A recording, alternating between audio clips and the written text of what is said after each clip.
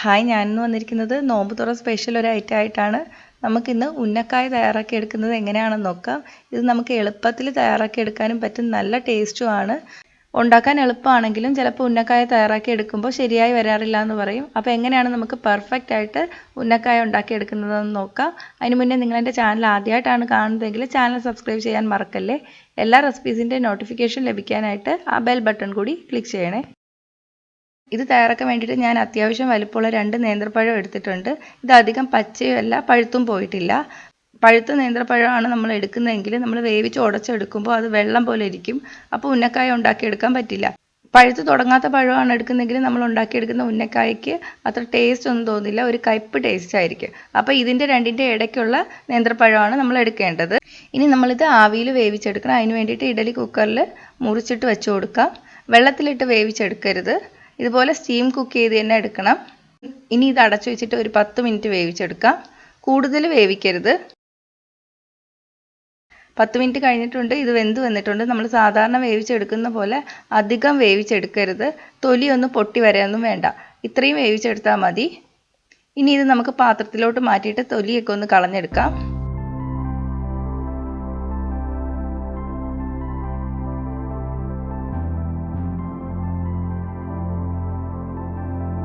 ഇനി ഇത് രണ്ടായിട്ട് മുറിച്ചിട്ട് ഇതിൻ്റെ അകത്തിരിക്കുന്ന ഈ കറുത്ത കുരു പോലെ ഉള്ളതും നാരും എടുത്ത് കളയണം.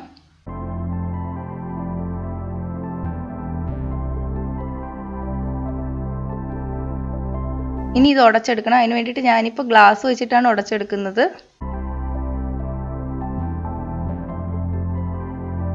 ഇങ്ങനെ ഉടച്ചെടുത്തതിന് ശേഷം കൈകൊണ്ട് നന്നായിട്ട് കുഴച്ചെടുക്കണം.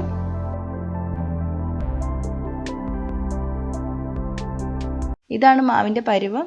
നമ്മൾ കൊഴുക്കട്ടയൊക്കെ ഉണ്ടാക്കിയെടുക്കാൻ വേണ്ടിയിട്ട് മാവ് കുഴച്ചെടുക്കില്ലേ, അതുപോലെ തന്നെ കുഴച്ചെടുക്കുക. ഇപ്പം നിങ്ങൾ കുഴച്ചെടുക്കുമ്പോൾ കുറച്ച് വെള്ളം പോലെ തോന്നിയാൽ നിങ്ങൾക്ക് 1-2 ടേബിൾ സ്പൂൺ അരിപ്പൊടി ചേർത്ത് കൊടുക്കാം. പക്ഷേ അരിപ്പൊടി ചേർക്കുന്നത് കൂടരുത്, എന്നാലും ഉന്നക്കായയുടെ ടേസ്റ്റ് കുറഞ്ഞു പോകും. അരിപ്പൊടി ചേർക്കും തോറും ഇതിൻ്റെ മധുരവും കുറയും. പിന്നെ നമ്മൾ ഉന്നക്കായ ഉണ്ടാക്കിയെടുക്കുമ്പോൾ അത്ര സോഫ്റ്റും ആയിരിക്കില്ല. അപ്പോൾ 1-2 ടേബിൾ സ്പൂൺ ചേർത്തെന്ന് പറഞ്ഞ് കുഴപ്പമില്ല. അപ്പോൾ നിങ്ങളിപ്പോൾ അരിപ്പൊടി ചേർക്കുകയാണെങ്കിൽ കുറച്ച് മധുരം ഒന്ന് വേണമെങ്കിൽ ചേർത്ത് കൊടുക്കുക ഇതിൽ. അപ്പോൾ നമ്മൾ കറക്റ്റായിട്ട് പഴുത്ത പഴമാണ് തിരഞ്ഞെടുക്കുന്നതെങ്കിൽ അരിപ്പൊടിയൊന്നും ചേർക്കേണ്ട ആവശ്യം വരില്ല. ഇനി നമുക്കിതിന് വേണ്ടിയിട്ടുള്ള ഫില്ലിങ് തയ്യാറാക്കിയെടുക്കാം. അതിന് വേണ്ടിയിട്ട് 1 ടീസ്പൂൺ നെയ്യ് ചൂടാക്കാം.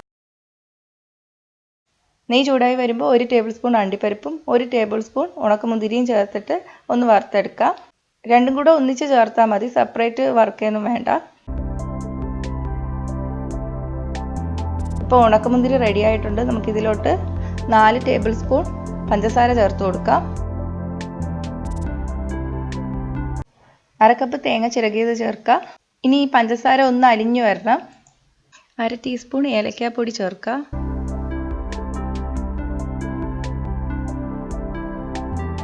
അപ്പോൾ പഞ്ചസാര അലിഞ്ഞിട്ടുണ്ട്. ഇതിലോട്ട് 1 ടേബിൾ സ്പൂൺ പഞ്ചസാര കൂടി ചേർത്തിട്ട് നമുക്ക് തീ ഓഫ് ചെയ്യാം. ലാസ്റ്റ് പഞ്ചസാര ഇട്ടത് പഞ്ചസാര കുറച്ചൊന്ന് തരിയായിട്ട് കിടക്കാൻ വേണ്ടിയിട്ടാണ്. അപ്പോൾ നമ്മുടെ ഫില്ലിങ് റെഡി ആയിട്ടുണ്ട്. ഇനി നാരങ്ങ വലുപ്പത്തിൽ കുറച്ച് മാവ് എടുക്കുക. എന്നിട്ട് കയ്യിൽ വെച്ചിട്ട് ഇങ്ങനെ പരത്തിയെടുക്കുക. നമ്മൾ കൊഴുക്കട്ടയ്ക്ക് പരത്തുന്ന പോലെ കുറച്ച് കട്ടി കുറച്ച് പരത്തിയെടുക്കുക. എന്നിട്ട് ഇതിലോട്ട് 1-2 ടീസ്പൂൺ ഫില്ലിങ് വെച്ച് കൊടുക്കുക. എന്നിട്ട് ഇതുപോലെ ചെയ്തെടുക്കുക. ഇങ്ങനെ ചെയ്യുന്നതിന് മുന്നേ കയ്യിൽ കുറച്ച് നെയ്യോ വെളിച്ചെണ്ണയോ തടവി കൊടുക്കുക. അപ്പോൾ ഒരെണ്ണം റെഡി ആയിട്ടുണ്ട്. ഇനി നമുക്ക് ബാക്കിയും അതുപോലെ തന്നെ ചെയ്തെടുക്കാം. അപ്പോൾ ഇതുപോലെ എല്ലാം ഉണ്ടാക്കിയെടുത്തിട്ടുണ്ട്. ഇനി നമുക്കിത് വറുത്തെടുക്കാം. വെളിച്ചെണ്ണയിൽ വേണം വറുത്തെടുക്കാൻ വേണ്ടിയിട്ട്. എണ്ണ നല്ല ചൂടായാണ് കിടക്കുന്നത്. തീ മീഡിയത്തിലോട്ട് വയ്ക്കുക. എന്നിട്ട് ഉന്നക്കായ ഇട്ട് കൊടുക്കാം. താഴ്ഭാഗം ഒന്ന് ബ്രൗൺ കളറായി വരുമ്പോൾ നമുക്ക് തിരിച്ചിട്ട് കൊടുക്കാം. തീ കൂട്ടിയിടരുത് കേട്ടോ. അപ്പോൾ താഴ്ഭാഗവും ബ്രൗൺ നിറം ആയിട്ടുണ്ട്. നമുക്കിത് കോരി മാറ്റാം.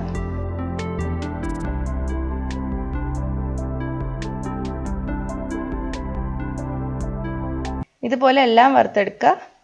അപ്പോൾ നമ്മുടെ ഉന്നക്കായ റെഡി ആയിട്ടുണ്ട്. എളുപ്പത്തിൽ തയ്യാറാക്കി എടുക്കാൻ പറ്റിയ നല്ല ടേസ്റ്റി ആയിട്ടുള്ള സ്നാക്ക് ആയിട്ടാണിത്. അപ്പോൾ ഇതൊന്ന് വീട്ടിൽ ട്രൈ ചെയ്ത് നോക്കുക. ട്രൈ ചെയ്തിട്ട് അഭിപ്രായം കമൻറ്റ് ചെയ്യുക. ഇഷ്ടമായെങ്കിൽ ലൈക്കും ഷെയറും ചെയ്യുക. കൂടുതൽ റെസിപ്പികൾക്കായിട്ട് ചാനൽ സബ്സ്ക്രൈബ് ചെയ്യാൻ മറക്കല്ലേ.